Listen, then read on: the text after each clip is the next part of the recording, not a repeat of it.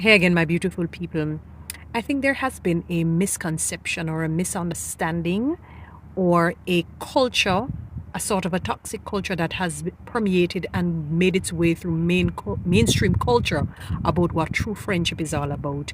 Now, true friendship doesn't mean that you're going to take on a God mentality, meaning you're going to be omniscient, omnipotent, omnipresent. That is impossible, and that is not how we are created. There is only but one God, and his position and his authority and his lordship is deserving of him and him only, especially what the first commandment says. No, I'm not talking about that, but friendship cannot be devoid of being there for the individual, laughing when the individual laugh. And I'm not talking about laughing at somebody or mocking.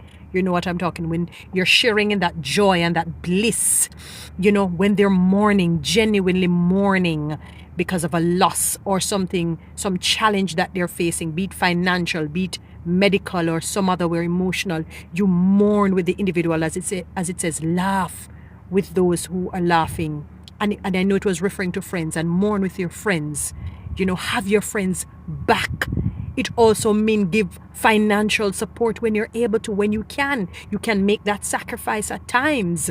Nobody's saying that you're going to put yourself in debt and drown yourself in debt, but you can make that sacrifice. Sometimes you may get extra money. Instead of buying a shoes, you might say, I'm going to pay my friend's bill. I'm going to buy my friend grocery. I'm going to invite my friend over for dinner. I'm going to invite my friend over for lunch. Whatever it may be, it means that I'm going to give an encouraging word. At times you're going to go to my friend, say, let's go tomorrow. There are times when you'll be able to do it, and you do it. You make that sacrifice, even if you don't feel it, but because of the love that you have for your friend. Let me liken it onto our relationship with God. There are things that God has asked of me, when I say me, us as Christians, to do, where it says love your enemies. It's a difficult task, but I do it because it pleases God, and it helps with me becoming the human being that I want to be, bearing the fruits of the Holy Spirit and the beatitudes that Jesus spoke of on the mountain.